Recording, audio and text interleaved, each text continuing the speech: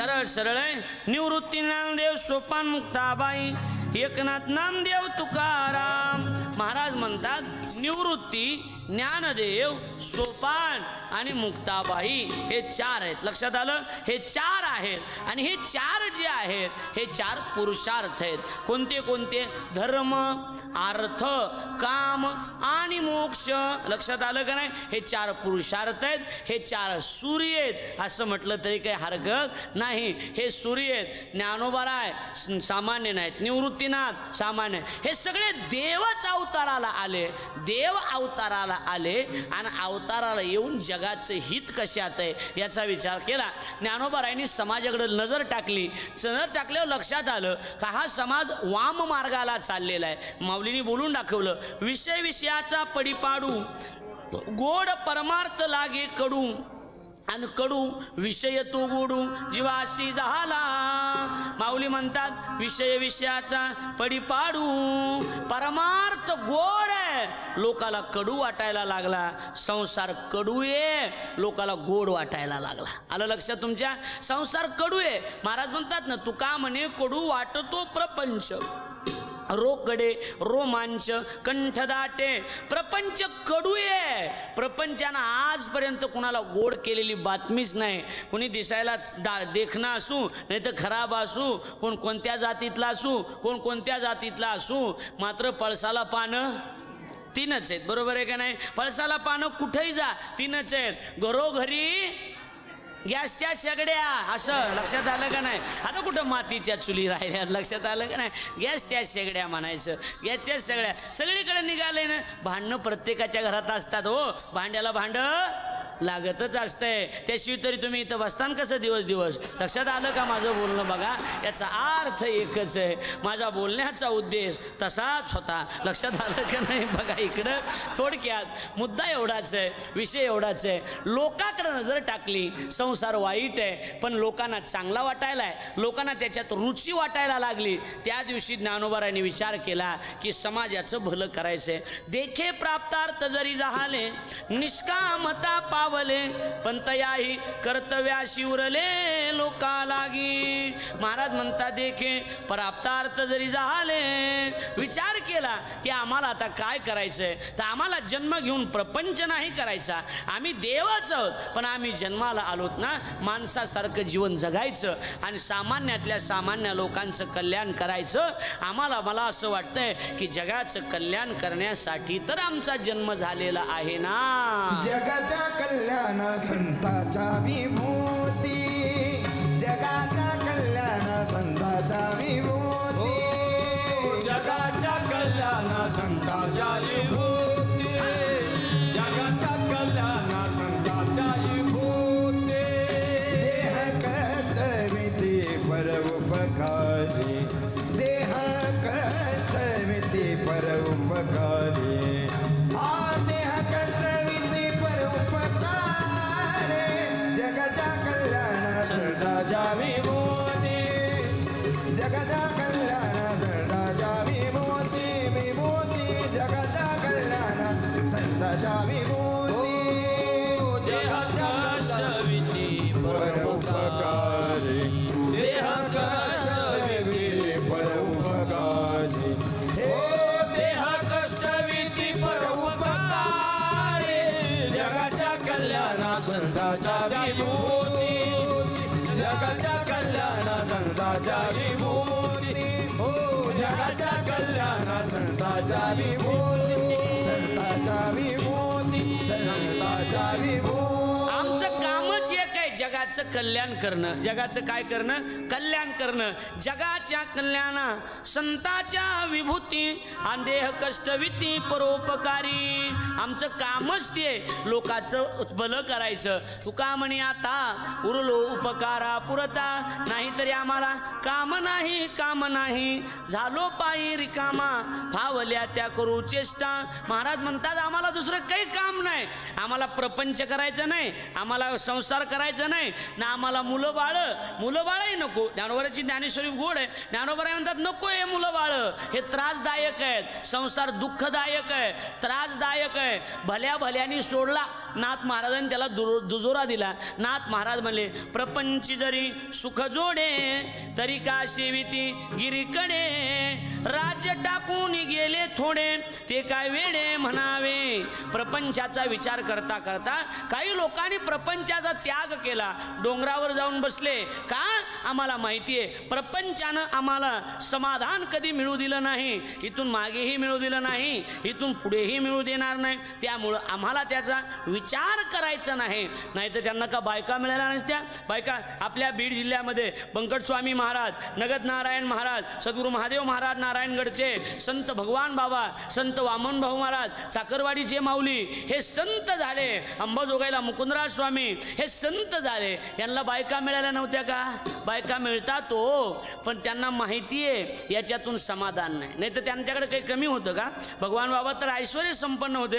बंकट स्वामी चांगल्या कुळात जन्माला आलते. साखरवडच्या माऊलीला कोणीतरी बरोबर आहे का नाही, ते संसारिक होते माऊली दादा. पण ही जी बाकी प्रपंचाचा त्याग करून जे जीवन जगले ना, त्यांना खरंच बायका मिळाल्या नसत्या का? बोला ना. आपल्यापेक्षा तर नक्की चांगल्या मिळाल्या असत्या. आपल्या नकट्या आहेत, पाहत्यात कावडाकडून चालत्यात भिताडाकडे बघून, बरोबर आहे का नाही? जिलबीकडे बघात्यात आणि पेढे मागात्यात, मला पेढे द्या पेढे. मग दुकानदाराच्या लक्षात आलं तिरपटावला दिसायला लागली. लक्षात आलं का नाही? काय कमी होतं त्यांच्याकडं? 18 भार वनस्पती फुले फळे वळती, 18 भार वनस्पती फळे फुले वळती, त्या पोखरणी नदी गंगा वाहते, त्या पोखरणे नदी गंगा वाहती. ज्या घरी कुलस्त्रिया राजराणी व संपत्ती, घरी कुलस्त्रिया राजराणी व संपत्ती, सुख सांढोनिया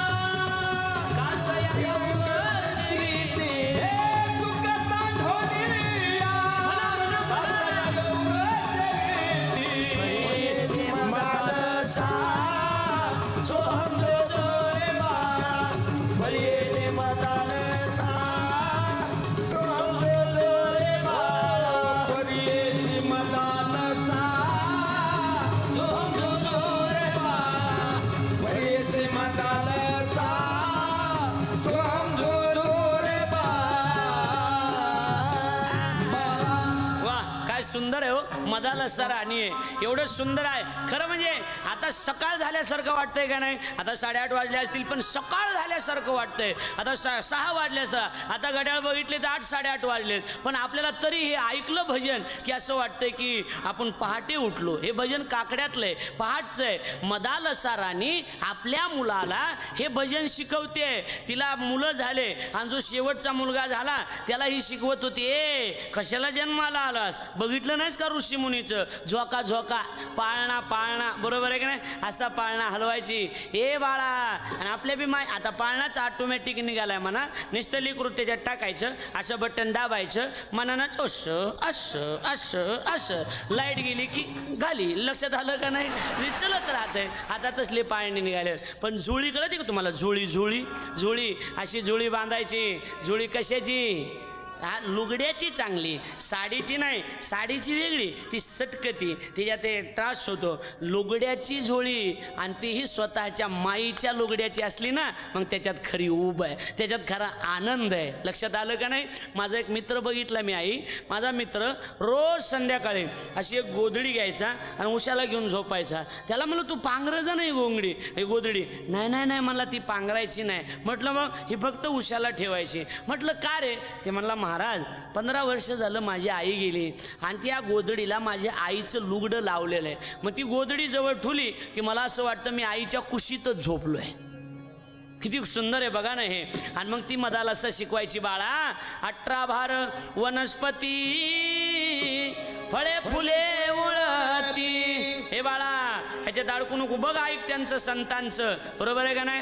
हो. ज्या घरी कुलस्त्रिया राज्य राणी व संपत्ती.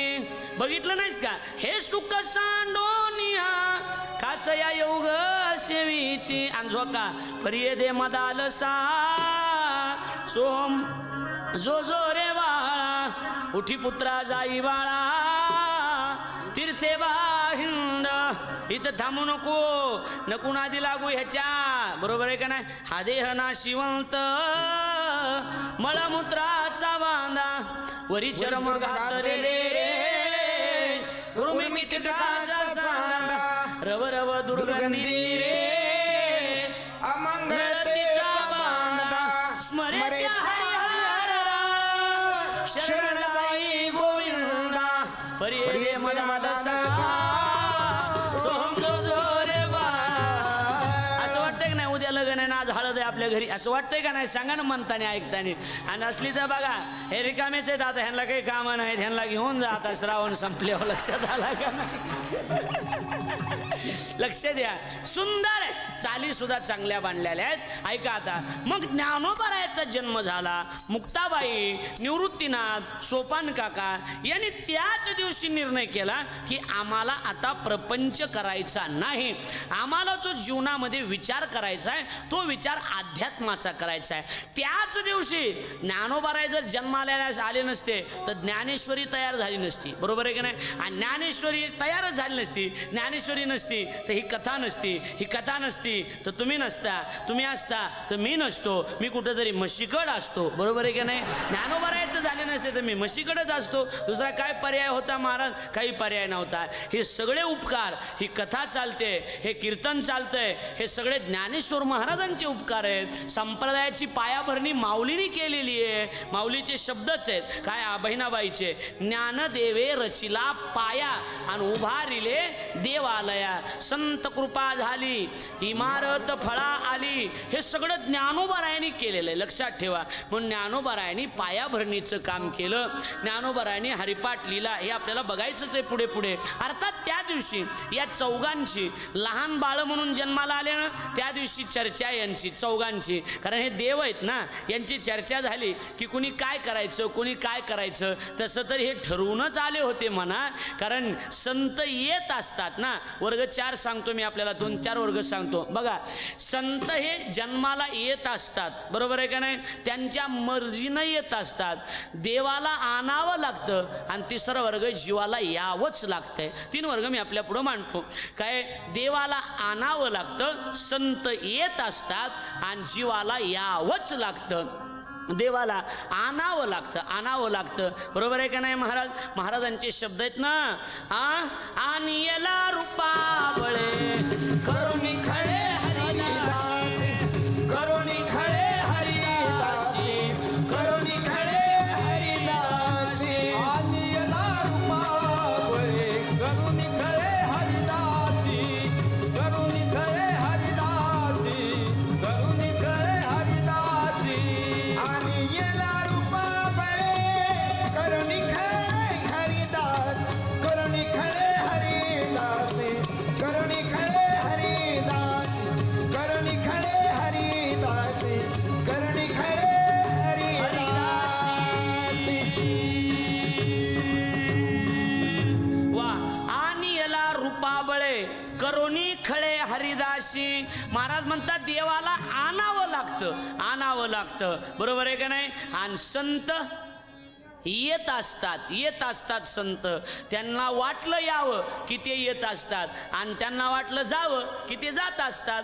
तुका म्हणे आम्हा देवाचा सांगात नाही विसंबत येरा नाहीतरी हे लोक पातकी झालेत ना म्हणून त्यांच्या उद्धारासाठी संत येत असतात. नाहीतर आम्ही वैकुंठवासी आलो याची कारणाशी बोलिले जे ऋषी साच भावे वर्ताया.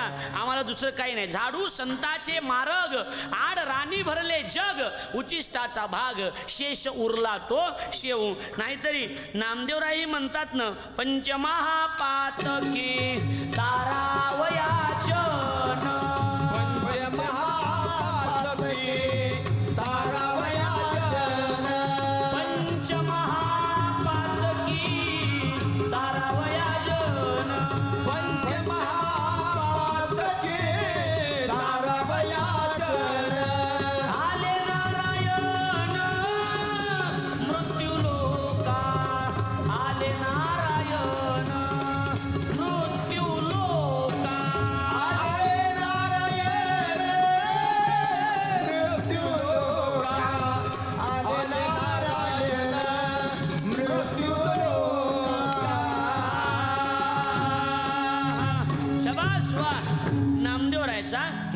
ज्ञानोबरायच्या जन्मकाळाचा अभंग आहे हा. ज्ञानोबराय म्हणतात, नामदेवराय म्हणतात, पंचमहापातकी तारावया जन आणि आले नारायण मृत्यू लोका.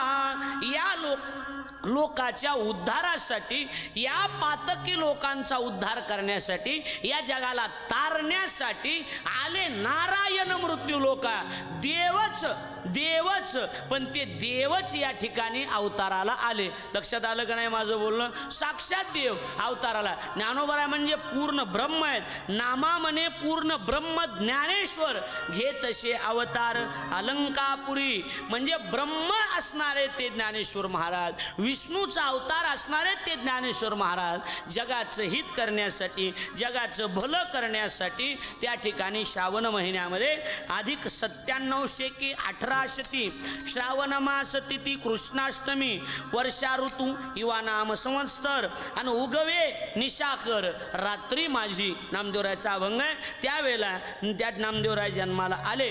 त्या संदर्भानं विसोबा खेचर हा एक पुढे ज्ञानोबरायचा विरोधक विसोबा खेचर. बरोबर आहे का नाही? विसोबा ज्ञानोबरायला त्रास दिला विसोबानं, पण जीवन एवढं चांगलं जगले माऊली की त्रास देणाऱ्याला सुद्धा त्यांचा अभंग लिहावा लागला, त्यांच्या जन्माचा अभंग लिहावा लागला. त्या विसोबानं लिहून ठेवलंय, महाविष्णूचा अवतार श्री गुरु माझा ज्ञानेश्वर शेके 1897 आणि युवा संवत्सर नाव. म्हणजे माझा ज्ञानेश्वर हे माझे श्रीगुरु आहेत. वर्षा ऋतू श्रावण मास कृष्ण पक्ष पर्व दिवस अष्टमीची अपरात्री उद्या आला निशापती विठ्ठल रुक्माईचे कुशी आणि अवतरले ऋषिकेशी. आला आपल्या मुद्द्यावर. विश्वतारावया आले आणि खेचरे वंदितो पाऊले. म्हणजे जगाचा उद्धार करण्यासाठी, भल्यासाठी संतांनी जन्म घेतला. बरोबर आहे का नाही? निवृत्तीनाथ, ज्ञानदेव, सोपान काका आणि मुक्ताबाई. लक्षात आलं का नाही? हे असे संत त्या ठिकाणी जन्माला आले. हे म्हणजे सामान्य नाहीत. लक्षात आलं का नाही? आणि म्हणून त्यांनी त्या ठिकाणी जन्म घेतला आणि जन्म घेऊन लोकांचा उद्धार करण्यासाठी ते तयार झाले. पुढे आपल्याला माहिती, हळूहळू लहानाचे मोठे व्हायला लागले. लहानाचे मोठे होत असताना आळंदीतल्या लोकांनी त्रास द्यायला सुरुवात केली. संन्याशाची मुलं म्हणून त्यांना हिनवलं जायला लागलं. त्यांची मुंज होत नव्हती, मुंज. आणि मग विठ्ठल पंतांनी विचार केला, आपल्या मुलांची मुंज व्हावी, आपल्या मुलाला समाजामध्ये घ्यावं. म्हणून त्या काळचं धर्मपीठ त्यावेळेला पैठण होतं. धर्मपीठ कोणतं होतं? पैठण. आणि पैठणला त्या ठिकाणी न्याय मागण्याकरता धर्मपीठामध्ये, संतपीठामध्ये ज्या वेळेला आले त्यावेळेला सगळे ब्राह्मण होते. विचार मांडला ब्रह्मसभेमध्ये, काय की संन्यास आश्रम स्वीकारला होता आणि नंतर ग्रस्त आश्रम स्वीकारला. तर आता माझ्या मुलाची मुंज व्हावी यासाठी पर्यायी मार्ग द्या. सगळे ब्राह्मण हसायला लागले आणि सगळे ब्राह्मण हसायला लागून हसून त्या ब्राह्मणांनी सांगायला सुरुवात केली की याला आमच्या धर्मशास्त्रामध्ये पर्याय नाही, काहीतरी पर्याय द्या, काहीतरी पर्याय द्या. आमच्याकडे तर या वाईट वृत्तीला पर्याय राहिलेला नाही. काही पर्याय असला तर द्या, आमच्याकडे पर्याय नाही. आणि एका ब्राह्मणानं एक पर्याय निवडून काढला. सांगितलं, हे विठ्ठलपंता तू कुठला आहेस? म्हणे मी आपेगावचा आहे, पण मी आळंदीला राहतो. आळंदीला तिथली मुलगी मी केलेली सिद्धोपंतांची.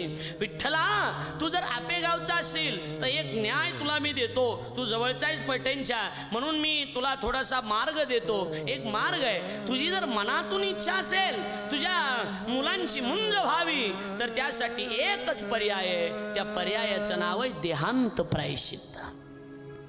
पायाखाली जमीन सरकली विठ्ठलपंतांच्या, पण मुला डगमगले नाहीत.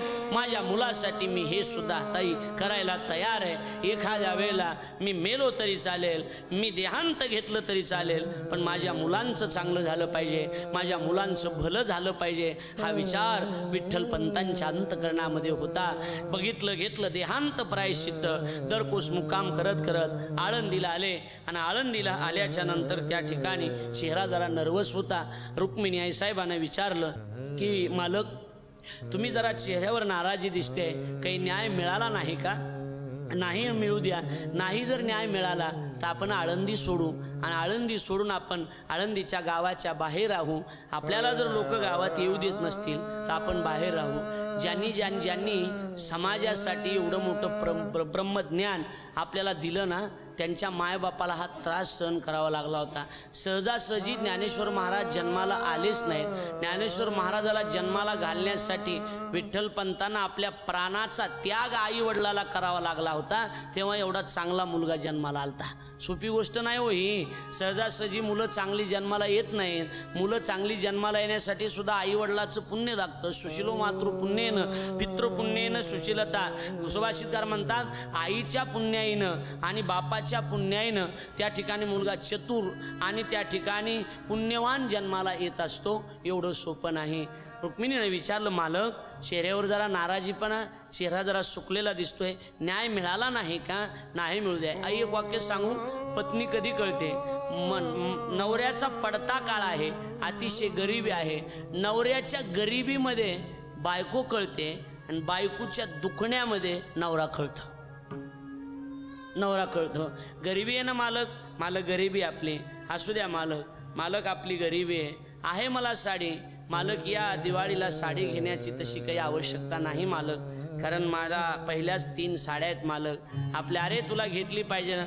मालक नको, ऋण काढून सण करणं मला कधी आवडलंच नाही असं म्हटलं पाहिजे. नवरा जर जेवायला बसला, जेवायला बसल्याच्या नंतर बायकोनं म्हणलं पाहिजे मालक दररोज तुम्ही 2 तरी भाकरी खात असता, मालक अशात तुमचं जेवण कमी झालंय, 1च भाकरी वालात मालक. मालक काही टेन्शन असलं तर घेऊ नका. मालक काही कर्ज झालं असलं ना तर मी एखाद्या मुकदमाकडून उचल घ्या, आपण एखाद्या कारखान्याला त्या ठिकाणी ऊस तोडण्यासाठी जाऊ, मालक एखाद्या कंपनीमध्ये कामाला जाऊ, मी तुमच्या खांद्याला खांदा देऊन उभी आहे मालक. मालक तुम्ही जेवण करा, मी आहे ना मालक. एका यशस्वी पुरुषाच्या मागे एखाद्या स्त्रीचा हात असतो असं म्हणतात ना. तसं या महाराष्ट्रातल्या सगळ्या माता भगिनीला माझी विनंती असेल, जी टॉकीच्या माध्यमातून माय आपल्या नवऱ्याच्या पाठीमागं खंबीरपणे उभा राहा. माऊलीची माय, ज्ञानोबारायाचा जन्मोत्सव आहे ना म्हणून चाललंय. माऊलीची माय जर माऊलीच्या वडिलाच्या पाठीमागं खंबीरपणे उभी राहिली तर देहांत प्रायचित्त तर ताई, देहांत प्रायचित्त तर फक्त विठ्ठलपंतांना होतं, रुक्मिणीला नव्हतं देहांत प्रायचित्त. मी 2 उदाहरणं देईन आपल्याला. एक, विठ्ठलपंतांना देहांत प्रायचित्त होतं, पण रुक्मिणीनं सांगितलं मालक तुम्ही जर जात असाल तर माझं या जगामध्ये काय काम आहे मालक, तुमच्याशिवाय माझं जगणं निरर्थक आहे मालक, नाही जगायचं. म्हणून एक उदाहरण आणि दुसरं उदाहरण देईन. वनवास हा कैकईनं फक्त रामाला दिला होता, सीतेला वनवास दिला नव्हता. पण सीतेनं सांगितलं मालक तुम्ही जर जात असाल तर तुम्ही इथं काय करणार आहे मालक, जेथे राघव तेथे सीता, निरोप कसला माझा घेता, निरोप कसला माझा घेता, जेथे राघव तेथे सीता, जेथे राघव तेथे सीता, जेथे राघव तेथे सीता. आपल्याला ज्ञानेश्वर महाराज सांगायचे. दृष्टांत म्हणून मी आपल्याला रामायणातलं उदाहरण दिला.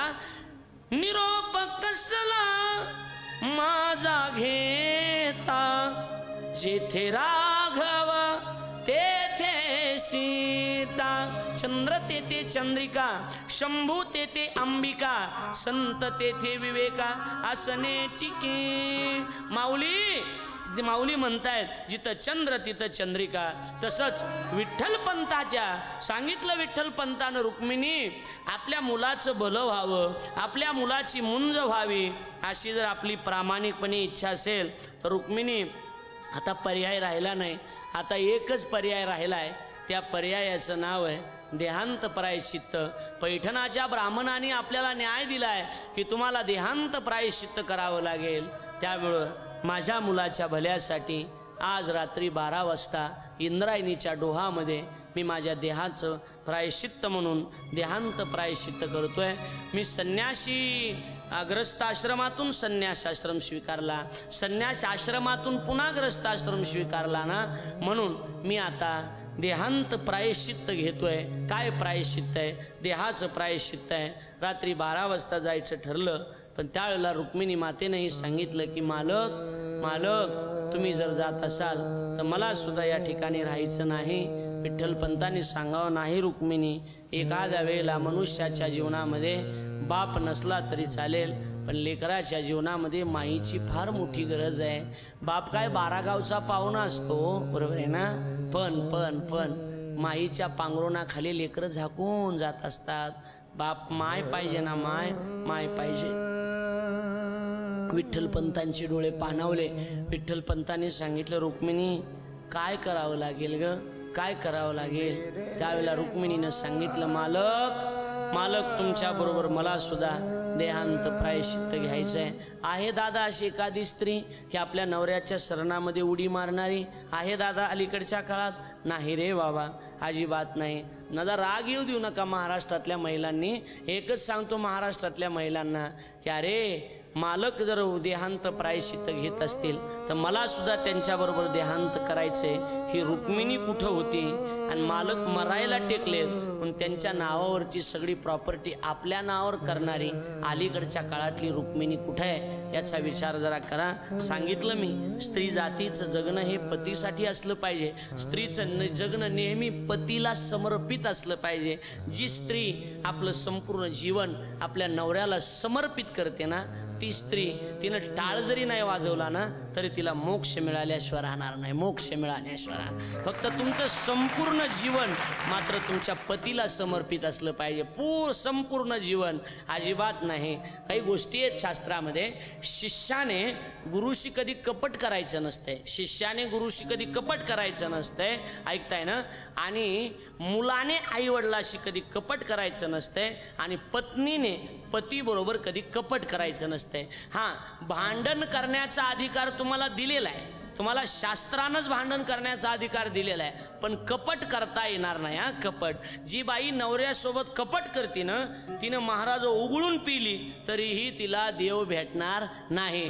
कपट कधी करायचं नाही, अजिबात नाही. पत्नीनं कपट करायचं नसतंय, अजिबात नाही. भांडण करा, तुम्हाला शास्त्रानं अधिकारच दिलेला आहे. कारण तुम्हाला अधिकार जरी नसता दिला तरी तुम्ही भांडण केलंच असतं म्हणतायत, बरोबर आहे का नाही? हां, तुम्ही भांडण केलंच असतं. त्यामुळे तुम्हाला अधिकारच दिलेला आहे. तुम्ही भांडण करू शकता पण तुम्ही कपट करू शकत नाही. ही गोष्ट लक्षात ठेवा. रुक्मिणी माता म्हणते, मालक तुम्ही जर देहांत प्रायश्चित्त घेत असाल तर तुमच्याबरोबर मला सुद्धा त्या ठिकाणी देहांत प्रायश्चित्त स्वीकारायचं आहे. ऐका गड्या, असं सांगितलं जातं आहे. त्याच रात्री ऐका, आता फार सुंदर कथा आहे. माऊलीचा जन्मोत्सव सोडाय ना, म्हणून तर मला हे सांगावं लागतंय. महाराष्ट्र नाही, महाराष्ट्राच्या बाहेर माऊलीचा 750वा उत्सव संपन्न होतोय, तर मला त्या संदर्भानं विचार करणं ही गोष्ट अति मोलाची असेल. दादा ऐका गड्या, रुक्मिणी मातेनं त्या दिवशी पुरणपोळीचा स्वयंपाक बनवला आणि पुरणपोळीचा स्वयंपाक बनवून निवृत्तीनाथाला बसवलं. सिद्ध बेटातलं चित्र डोळ्यासमोर घ्या. काकू बसले, काकू तुम्ही डोळ्यासमोर घ्या की बस इकडून त्या ठिकाणी, इकडून लक्ष द्या माझ्याकडं, इकडून त्या ठिकाणी निवृत्तीनाथाला बसवलं, सोपान काकाला बसवलं, काकू मुक्ताबाईला बसवलं आणि ज्ञानोबारायला असं बसवलं. 4 जण असे बसलेत. रुक्मिणी माताशी बसले. कळालंय माईला की आता लेकरं सोडायचेत, बरोबर आहे का नाही? आता लेकरं सोडायचेत. कशी अवस्था झाली असेल हो, बरोबर आहे का नाही? जसं माऊलीला समाधी घेत असताना अवस्था झाली ना, बरोबर आहे का नाही? हो, तशाच पद्धतीनं अवस्था झाली महाराज. त्याच ते वेळेला रडायला लागले ढसाढसा आणि रुक्मिणी माता रडते. लेकरांना काय माहीत नेमकं पुढं काय होणार आहे ते. असा घास घ्यावा, असा ज्ञानोबाच्या तोंडात घालावा, डोळ्याला पदर राहून मुक्ता त्या ठिकाणी रुक्मिणीनं रडावं. असा घास घ्यावा ज्ञानोबारायाच्या तोंडात, निवृत्तीनाथाच्या तोंडात, सोपान काकाच्या तोंडात पुरणाच्या पोळीचा घास घालावा.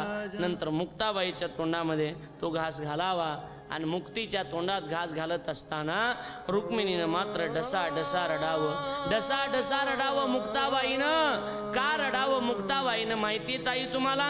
त्याचं कारण एकच आहे. का रडत होती रुक्मिणी? सगळ्यात लहान मुक्ताबाई होती ना, एकुलती एक मुलगी होती ना, एकुलती एक. माहिती आहे तुम्हाला? आईचं प्रेम मुलीवर असतंय आणि मुलीचं प्रेम बापावर असतंय. आई मुलीवर जास्त प्रेम करते, पण मुलगी मात्र आईपेक्षा जास्त बापावर प्रेम करत असते, बरोबर आहे ना? बापावर प्रेम करत असते. मुक्ताबाईवर प्रेम होतं ना, असं तोंडात घास घालावा आणि तोंडात घास घालून रडावं, मुक्ते आता आता तुझी न माझी शेवटची भेट आहे, या जन्मात नाही भेट. कधी भेट होईल मुक्ते माहीत नाही. आता आपली भेट नाही. मुक्ते हा शेवटचं जीव घालते ग तुला, म्हणून रडावं. बस चारी लेकर झोपले, रात्रभर झोपले नाहीत. रुक्मिणी माता विठ्ठल पंत ऐका ना, निवृत्तीच्या तोंडावरून हात फिरवावा. बस सोपान काकाच्या तोंडावरून हात फिरवावा, ज्ञानोबारायाच्या तोंडावरून हात फिरवा. माऊली माझा ज्ञाना, माझा सोपाना, माझी त्या ठिकाणी माझा निवृत्ती म्हणावं. मुक्ताबाईच्या जवळ जावं. 2 वेण्या घातलेला, तो झगा घातलेला, ती मुक्ताबाईचं स्वरूप. मुक्ती अशी झोपलेली होती. 70 वर्षाचं लेकरू होतं ना. पळत जावं रुक्मिणीनं. गालावरून हात फिरविते, गालावरून हात फिरवावा. रडते ढाई ढाई, गालावून हात फिरवावा. डाई डाई, महाराज म्हणतात डाई डाई रडत राहावं, जोर जोरानं रडावं. हुंदके मारावेत, हुंदके द्यावेत. मुक्ते आता तुझी माझी भेट या जन्मात नाही. माय मेली बाप मेला, रुक्मिणी म्हणते माय मेली बाप मेला, आता सांभाळी विठ्ठला. माय मेली, बाप मेला, आम्ही देहांत प्रायश्चित्त करतोय. देवा या मुक्तीची माय मेली, बाप मेला, आता सांभाळी विठ्ठला. मी तुझे गाले करू नको आता अशी अव्हेरू. रुक्मिणी म्हणते आता अव्हेर करू नको माझ्या मुक्तीचा, आता अव्हेर करू नको. हे भगवंता आता माझ्या लेकरांना सांभाळण्याचं तुझ्या हातात आहे. भगवंता सांभाळ रे माझे लेकर. कोण आहे आता माझ्या लेकराला? दुसरं कोणी नाही माझ्या लेकराला, तूच आहेस ना. शेवटी तुझ्याशिवाय तरी या जगाच्या पाठीवर कोण आहे दादा? अंतकाळीचा स्वयरा तुका म्हणे विठू धरा. शेवटचा स्वयरा तूच आहेस ना देवा. रुक्मिणी देवासोबत बोलते, चाललोत रे देवा मी, माझ्या लेकराचा सांभाळ करण्याचं काम तुझ्याकडे रे बाबा. ऐका गड्या, माऊलीला 750 वर्ष झाले. 750वा जन्म सोहळा आपण संपन्न करत आहोत. पण माऊलींना याच्यासाठी किती दुःख सहन करावं लागलं होतं. माऊलींना समाजानं न्याय देवा, आज माऊलीचं नाव काढावं लागतंय ना, यासाठी माऊलीला स्वतःचे मायबाप सुद्धा त्यागावं लागले होते. मायबापाला सुद्धा मरावं लागलं होतं. मायबापाने त्याग केला ना, म्हणून तर ज्ञानोबाराय जन्माला आले. ज्ञानोबाराय जन्माला आहे ना दादा, एवढी सोपी गोष्ट नाही. आता सांभाळी विठ्ठला. मोठमोठ्यानं रुक्मिणी माता रडते. लेकरं छोटे छोटे लेकरं झोपलेले आहेत, आणि त्या झोपलेल्या लेकरांच्या डोक्यावरून का गालावरून हात फिरवते. देवा सांभाळ आता, कोण आहे तुझ्याशिवाय? कोण आहे? तूच आहेस ना.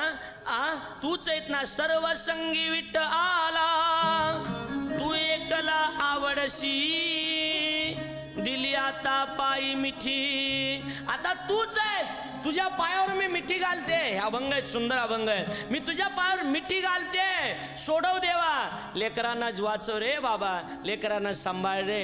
एखाद्या वेळेला एखादा मनुष्य म्हणा, एखाद्या वेळेला एखादी तुमची आई म्हणा, वडील म्हणा, मालक म्हणा, ज्या वेळेला असे त्या ठिकाणी अंतकाळाचा समय असतो ना, असे मरायला टेकलेले असतात ना, त्यावेळेला कुणीही पाहुणे आले ना, ते एकच म्हणत असते, अण्णा सगळं चांगलं आहे, आता माझं काही खरं दिसत नाही अण्णा. आता अण्णा एकच आहे, जाऊ द्या काय होईल ते होईल, पण काका, अण्णा, दादा, माझ्या लेकराला सांभाळा बरं का, माझ्या लेकराला सांभाळा. एवढंच आहे. आमची आई आजारी होती म्हणतात. आमची आई आजारी होती, शेतामध्ये कोप केली होती आणि आमची आई राहत होती. आमच्या मावश्या, आमचे मामा, आमचे नातेवाईक ज्या वेळेला भेटायला यायचे ना, त्याच वेळेला आमची माय एकच म्हणायची मरण्याच्या अगोदर, काका सगळं चांगलं आहे, ताई सगळं चांगलं आहे, माझं काही खरं दिसत नाही, दुखणं माझं राहत नाही, अजिबात नाही राहत. पण एकच म्हणायचे, मला 2 लेकरं आहेत, त्या लेकराला चांगलं सांभाळावर का, लेकरांचा सांभाळ करा. बस एवढंच सांगायची माय माझी, एवढंच सांगायची. बस मी लहान आहे ना, माझ्यापेक्षा मोठा एक मी लहान आहे ना. वाघ म्हणायची मला, माझ्या वाघाला सांभाळा, माझ्या राजाला सांभाळा बरं. काय मी बस तिला काय माहीत, की पुढं चालून तुझीच आठवण त्या ठिकाणी करावी लागणार आहे. माझ्या आईची इच्छा होती मी कथाकार असलं पाहिजे, माझ्या आईची इच्छा होती मी कीर्तनकार झालं पाहिजे, पण आता माईची इच्छा पूर्ण केली पण बघायला माय राहिली नाही, हे दुर्दैव. माय बघायला पाहिजे होती पण मायच राहिली नाही बघायला. जशी ज्ञानोबारायचा जसा वनवास झाला ना तसा माझा सुद्धा खूप वनवास झालेला आहे. मी अनेकदा सांगितलंय झीच्या माध्यमातून आपल्याला वनवास झालेला आहे. माऊलीची आई आणि माऊलीचे वडील दोघांनीही माऊलीचा जन्मोत्सव आपण आनंदानं साजरा करतो, पण या जन्मोत्सव सोहळा आनंदानं साजरा करण्यासाठी माऊलीच्या जीवनामध्ये आभाळभर दुःख माऊलीने सहन केलं होतं. तेव्हा कुठंतरी जन्म आनंदानं साजरा करावा लागतोय. आनंद साजरा करण्याच्या अगोदर दुःख झेपावं लागतं. माऊलीने अगोदर दुःख झेपलं, माऊलीने अगोदर दुःखाशी टक्कर दिली ना, म्हणून आज त्यांचं नाव, आज त्यांचा जन्मोत्सव सोहळा आपल्याला साजरा करावा लागतोय. आला असं बऱ्यापैकी लक्षात. निघाले रात्री 12 वाजले आणि निघाले बस. रुक्मिणी आता आठवा तुम्ही ताई, रुक्मिणी माता त्या झोपडीच्या बाहेर जायची, इंद्रायणीच्या जवळ जायची, पुन्हा माघारी यायची. ज्ञाना माझा सोपान, मुक्ताबाई हे मुक्ते म्हणायची, कडकडून मिठी मारायची, पुन्हा बाहेर जायची, पुन्हा यायची. परिस्थिती कन्या सासुर्याशी जाय, मागे परतोनी पाहे, तैसे झाले माझ्या जीवा, केव्हा भेटशी केशवा. परिस्थिती कठीण झाली, चुकली माय, बाळ हुरु हुरु पाहे, तैसे झाले माझ्या जीवा, केव्हा भेटशी केशवा. परिस्थिती एकदम कठीण. रात्रीचे 12. कुणाला आपले लेकरं उघड्यावर सोडून मरा वाटतं का हो दादा? मरा वाटत नाही, मरण नको वाटतं. आणि मग ऐका गड्या माझं, ऐकून ठेवा एवढं. आणि मग अंतकरणामध्ये दुःख यावं, पळत जावं, पुन्हा यावं, पुन्हा जावं, पुन्हा यावं. शेवटी माझ्या लेकरांना काही कळलं पाहिजे म्हणून एक पत्र लिहिलं. आणि ते पत्र लिहून त्या पत्रामध्ये लिहिलं की निवृत्तीनाथासाठी, निवृत्ती तू सगळ्यात मोठा आहे, तुमची मुंज व्हावी म्हणून लोकांना त्रास दिला, तुमचा त्रास थांबावा म्हणून आम्ही देहांत प्रायश्चित्त करतोय. निवृत्ती तू मोठा आहेस, मुक्ताबाईचा सांभाळ कर. ज्ञानोबारायला तुझ्या जवळ ठेव, तुझ्याकडचं ज्ञान आहे ते ज्ञानोबाराला देऊन टाक. म्हणून निवृत्तीनाथ गुरु आहेत आणि ज्ञानोबाराय निवृत्तीनाथाचे शिष्य आहेत. आला असेल की लक्षात तुमच्या. आणि सोपान हा शांत आहे ना, त्या सोपानाचाही सांभाळ कर, तो शांत आहे. तू मोठा आहेस ना, म्हणून गड्या हो ऐका, जेवढे ऐकतात ना TV समोर बसून तेवढ्याने ऐका. तुम्ही जर घरातले मोठे असाल तर घरातल्या सगळ्यांचे वाढदिवस तुम्ही साजरे करायचे असतात, पण तुमचा वाढदिवस तुम्ही साजरा करायचा नसतो. आम्ही बघितले, आमची एक बहीण आहे, आमची मानलेली बहीण आहे पुण्यामध्ये. ते मोठे आहेत, आमचे दाजी बहीण मोठे आहेत, पण ते मोठे जरी होते ना तरी मोठे असताना सुद्धा लक्षात ठेवा, मोठे असताना सुद्धा ते सगळ्या घरातल्या लोकांचे जन्मदिवस साजरे करतात, सगळ्या घरातल्या लोकांचे. पण त्यांचा बाहेर जाऊन, पण त्यांचा वाढदिवस आमच्या ताईचा वगैरे काही असला की ते घरीच. एके दिवशी मी ताईला विचारलं, ताई घरातल्या सगळ्या लोकांचे वाढदिवस तुम्ही साजरा करता, पण तुमचा वाढदिवस, दाजीचा वाढदिवस तुम्ही का करत नाही, घरीच असता तुम्ही? म्हणे महाराज काय आहे त्याचं कारण असं आहे, आम्ही घरातले मोठे आहेत ना, आम्ही घरातले मोठे आहेत ना, मोठ्यानं सगळ्याचं करायचं असतं, पण महाराज आपलं कधी करायचं नसतं. बरोबर आहे की नाही? सगळ्याला समाधान द्यायचं असतं. घरातली स्त्री असते, सगळ्या घराला सुखी ठेवते, आपण मात्र दुःखी असते. आता आमची पत्नी, माझीच बायको आहे महाराज, मी एवढा परमार्थ करतो, त्याच्या पाठीमागं खरे म्हणजे माझ्या पत्नीचे उपकार मानावे लागतील. बरोबर आहे का नाही? एवढं सकाळी 7ला जरी जायचं असलं तरी 6 वाजता सगळी तयारी असते, 6 वाजता सगळी तयारी असते. का सांगतोय मी? आपलं दुःख मागं टाकायचं आणि समोरच्याला दुःख द्यायचं. जाळू नये नाव पावलेनी पार, मागील आधारभूतांचा. असंच आहे बघा, असंच आहे.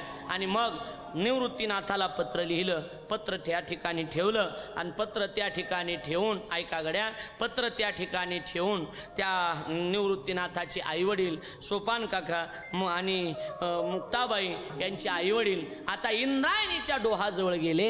ऐका, इंद्रायणीच्या डोहात गेले आणि इंद्रायणीच्या डोहामध्ये गेल्याच्या नंतर पाण्याकडे त्यांनी बघितलं. पाण्यानंही विठ्ठलपंताकडे रुक्मिणीकडे बघितलं. नजर झाली. आजही आळंदीत गेलात तर त्या ठिकाणी ज्ञानेश्वरी मंदिराच्या पलीकडं ते डोहा आहे. त्या ठिकाणी ज्ञानेश्वर महाराजांच्या आईवडिलांनी देहांत प्रायश्चित्त केलेलं आहे. ऐका, आणि मग त्या ठिकाणी गेले आणि त्या ठिकाणी गेल्याच्या नंतर पाण्यानं त्यांनी पाण्याकडे बघितलं, उडी टाकली, देहांत प्रायश्चित्त केलं. बुडबुड बुडबुड असा आवाज झाला आणि पाणी शांत झालं. आई वडिलांनी देहांत प्रायश्चित्त केलं. पुढे माऊलीच्या जीवनात काय काय प्रसंग आले ते पुढच्या भागात. तत्पूर्वी सगळ्यांनी मोठ्या प्रेमानं टाळी वाजवून भजन करायचे. ज्ञानदेव तुकाराम, ज्ञानदेव तुकाराम, ज्ञानदेव तुकाराम, ज्ञानदेव तुकाराम, ज्ञानदेव तुकाराम, ज्ञानदेव तुकाराम, ज्ञानदेव तुकाराम, ज्ञानदेव तुकाराम, ज्ञानदेव तुकाराम, देव तुकाराम, ज्ञानदेव तुकाराम. माऊली ज्ञानेश्वर महाराज की जय. बालकृष्ण भगवान की जय. नम्रता हा माणसाच्या अंगी असलेला सर्वोच्च गुण आहे. त्याच्या उंचीची मोजमाप करणं कोणालाही शक्य नाही. महात्मा गांधीसुद्धा असं म्हणतात की जर तुम्हाला सत्यता पडताळायची असेल तर त्यासाठी तुम्हाला धुळीच्या कणापेक्षाही जास्त नम्र व्हावं लागेल आणि त्यामधूनच तुम्ही अहिंसेवर मार्गक्रमण करू शकाल. ज्याप्रमाणे रस्त्यामध्ये खड्डा आला तर पाणी वाहत जाताना आधी तो खड्डा भरून काढतो आणि मग पुढे जातो, त्याप्रमाणे नम्र माणसाचं हे आचरण राहतं.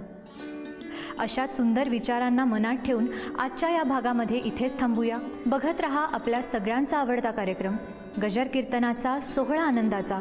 स्पेशल पार्टनर गोपुरम कुंकू आणि हळदी पावडर.